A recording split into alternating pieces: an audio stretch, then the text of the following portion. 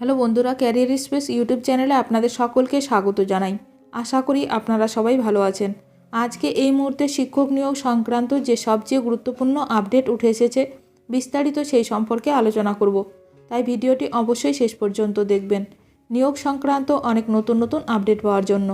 বন্ধুরা, শিক্ষা সংক্রান্ত ও চাকরি সংক্রান্ত সমস্ত রকমের লেটেস্ট আপডেট আপনারা এই চ্যানেলে পাবেন।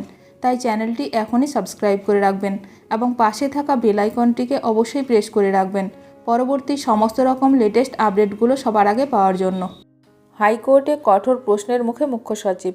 আদালতের নির্দেশ থাকা সত্ত্বেও নিয়োগ প্রক্রিয়া শুরু হলো কিভাবে? আদালতের নির্দেশ উপেক্ষা করে ওবিসি শংসাপত্র ব্যবহার করে নিয়োগ প্রক্রিয়া চালানোর অভিযোগে এদিন মুখ্য সচিব মনোজ পন্থের ভুল স্বীকার ও জবাবদিহিতার মুখে পড়ল রাজ্য প্রশাসন। মঙ্গলবার কলকাতা হাইকোর্টের ডিভিশন বেঞ্চে এই মামলার শুনানিতে ভার্চুয়ালি হাজিরা দিয়ে বিচারপতিদের তিরস্কার শুনতে হয় তাকে। বিচারপতি তপব্রত চক্রবর্তী ও বিচারপতি রাজশেখর মান্থার বেঞ্চ মুখ্য সচিবকে প্রশ্ন ছুড়ে দেন, আদালতের নির্দেশ স্পষ্ট থাকার পরেও কিভাবে এই নিয়োগ প্রক্রিয়া শুরু হলো? রাজ্য সরকার বা আপনারই কি নিয়ন্ত্রণ নেই? গত সেপ্টেম্বরে রাজ্য সরকারের পক্ষ থেকে ওবিসি শংসাপত্র সংক্রান্ত নির্দেশিকা সব দপ্তরে পাঠানো হয়েছিল বলে জানান মুখ্য সচিব। তবে এদিন তিনি স্বীকার করেন এটি একটি ভুল, ভবিষ্যতে এমনটি আর ঘটবে না। আদালতকে আশ্বস্ত করেন, আমি ব্যক্তিগতভাবে এই বিষয়ে নজরদারি বাড়াবো।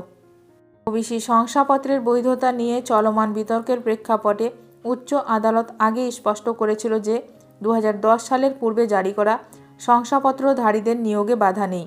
কিন্তু পশ্চিমবঙ্গ কোঅপারেটিভ সোসাইটির নিয়োগ বিজ্ঞপ্তিতে আদালতের এই নির্দেশ অমান্য করা হয়েছে বলে অভিযোগ ওঠে।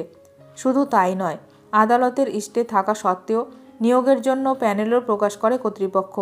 এর ভিত্তিতেই আদালত অবমাননার মামলায় শুনানির সময় মুখ্য সচিবকে হাজিরার নির্দেশ দেওয়া হয়। বিচারপতি মান্থা অভিযোগের তীব্রতা উল্লেখ করে বলেন, আদালতের নির্দেশের দায় আমাদের ঘাড়ে চাপাবেন না, বলবেন না যে আমরা চাকরিতে বাধা সৃষ্টি করেছি। তিনি আরও কঠোর ভাষায় যোগ করেন, আপনি রাজ্যের সর্বোচ্চ আধিকারিক, আপনার অধীনস্থরাই আপনার নির্দেশ মানছে না, এটা আমাদের কাছে হতাশাজনক। আপনাকে আদালতে হাজিরা করানো দুঃখের, বললেন মুখ্য সচিব।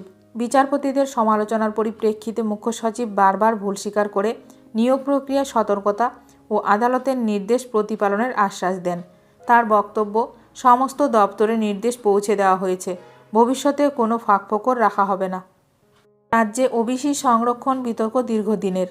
উচ্চ আদালত পূর্বে রায় দিয়েছিল 2010 সালের পর রাজ্য সরকারের জারি করা ওবিসি শংসাপত্র বাতিল, কিন্তু গত কয়েক মাসে বেশ কয়েকটি নিয়োগে এই শংসাপত্র ব্যবহারের অভিযোগে আদালতের মুখোমুখি হয়েছে প্রশাসন। বিশেষত কোঅপারেটিভ সোসাইটির ঘটনায় আদালতের ধৈর্যের বাঁধ ভেঙেছে বলেই আইনজীবীদের অভিমত।